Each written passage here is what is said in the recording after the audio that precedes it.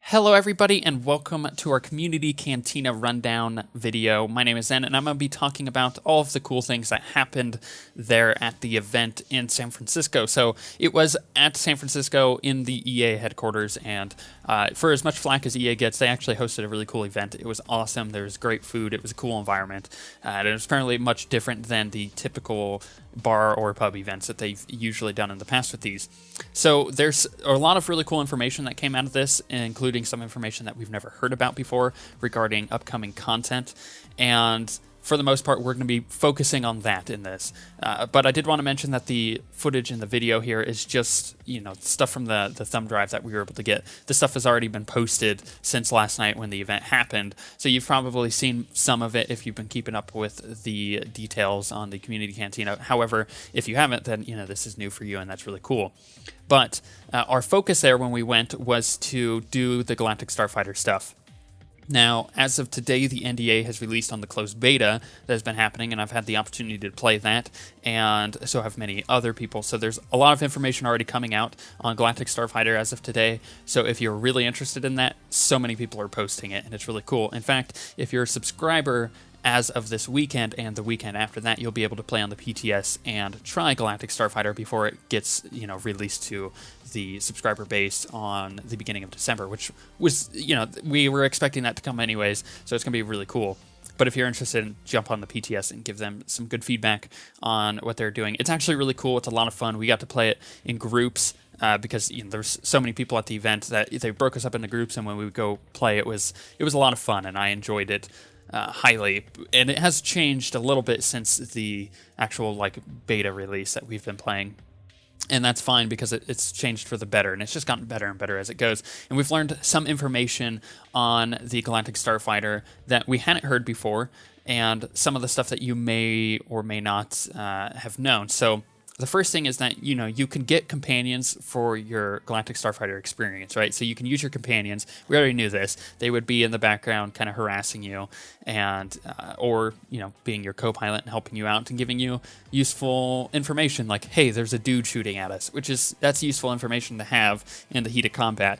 But what we learned from this is that you can also unlock all of the other companions and use them as well. So say you're playing a trooper and you're typically using, I don't know, Sergeant Yoon as your, I don't know why you would, but say you're using him as your companion in this, and he's talking to you, which would be really cool, but you wanted to use, I don't know, Kira from the Jedi-knight stuff. You can use her. You can unlock her through the system and be able to use her. That's really cool. I think that's a unique experience, considering I freaking love Mako as a character. She's, in my opinion, one of the best companions in the game, personality-wise, so I would probably use her on all of the different characters.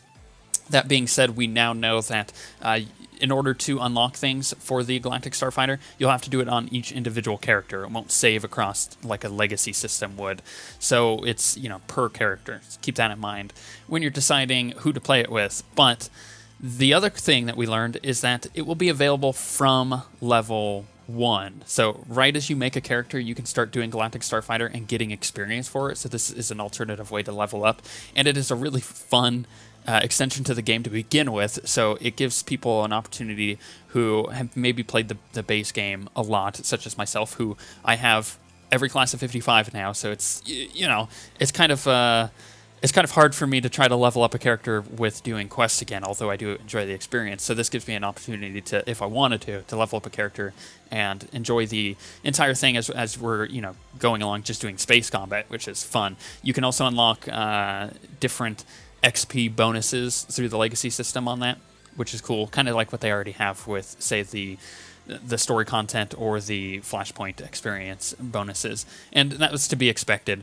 So that's not too exciting, to be perfectly honest. But what is exciting is that they are going to have premium ships. So any ship that you've seen in the game as a model, you'll be able to buy on the cartel market or off the GTN.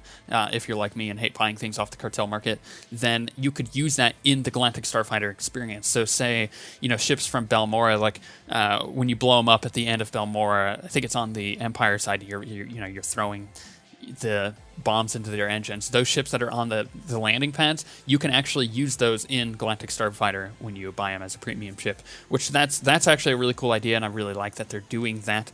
And there's a ton of customization to be done here, but let's move on from the Galactic Starfighter stuff, mostly because this information is already getting out there and you're going to be able to try it this weekend. So that's not too exciting. What is exciting is the other bits of information that we haven't heard about. Like, there is a new flashpoint called Kuat Drive Yards coming hopefully at the beginning of next year-ish. That was their time frame that they gave us, is ish. You know, that's an important thing. When it's ready, I'm sure they'll have it out. But it is really important, this flashpoint be highlighted, because in my opinion, I think it's game-changing. And I'll tell you what I mean here. It's a role-neutral dungeon, which isn't anything new. We now have one of those in the game, which is cool. But what is new is it's a level-neutral dungeon. And I tried to get information out of them on this, but it seemed to be fairly elusive. They're still trying to figure out, I guess, how it's going to work and how to explain it properly. But for the most part, this is what I gathered from what I asked. So level neutral, which means you can get into it from level 10 and start doing it, to be expected, you know, as of level neutral content. But that means you could do it at level 50, 55, 29, whatever level you want. And from what I could gather, it's going to scale to your level. So this is really nice if you wanted to, you know, do a new flashpoint, which is going to be really cool, and it's going to tie into the story of the Galactic Starfighter, from what I could tell. But the exciting thing here, from a hardcore Raiders point of view, is the scaling content.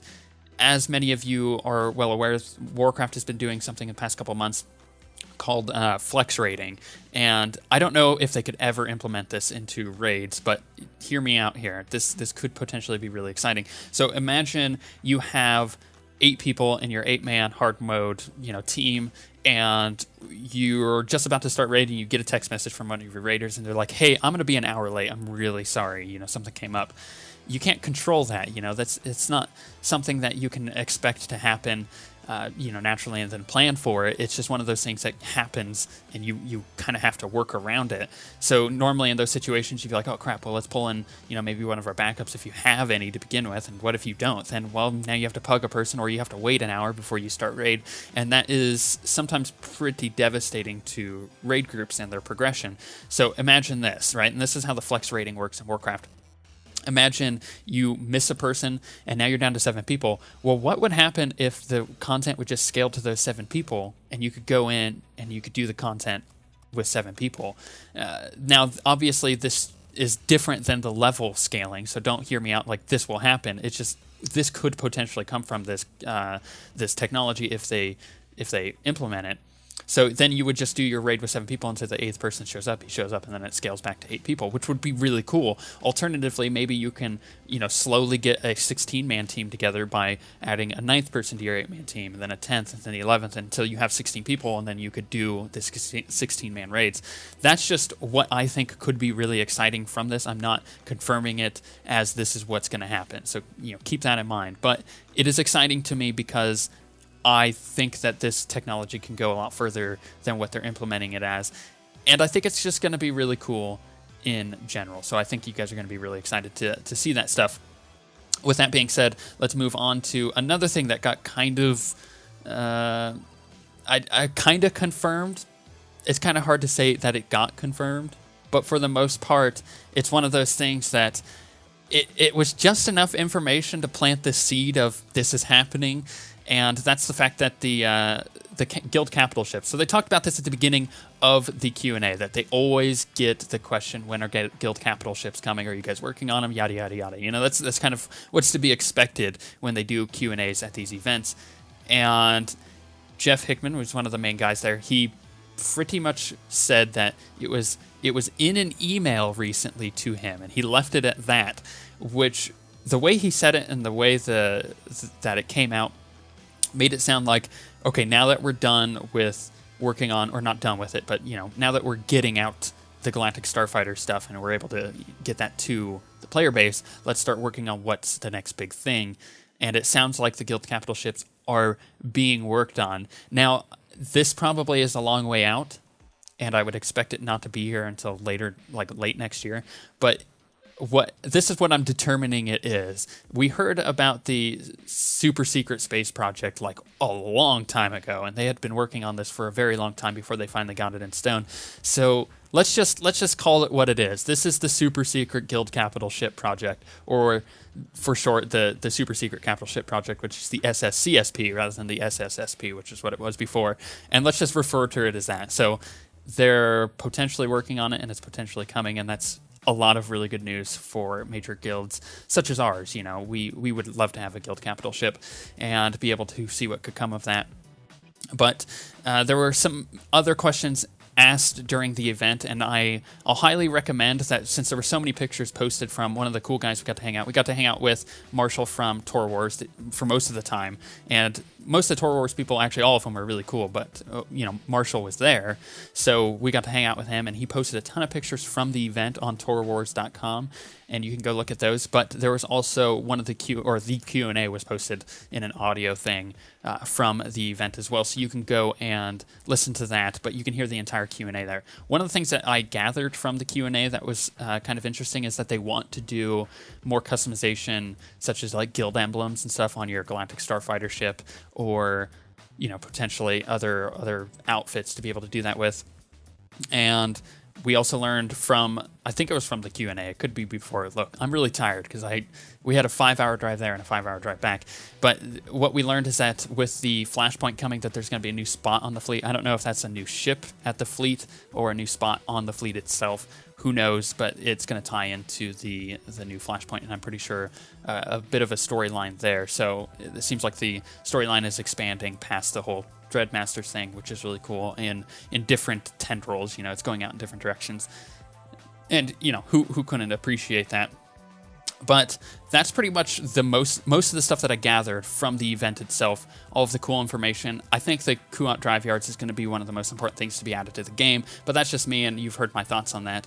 And then the super secret space project is going to add so much, or not just, it's not super secret anymore, but the Galactic Starfighter is going to be adding so much to the game as far as content goes for you guys. I think you're going to be really excited to see that and play it this weekend. So remember to check that out. Go over to torwars.com if you want to see pictures from the event, and or you want to listen to the Q&A.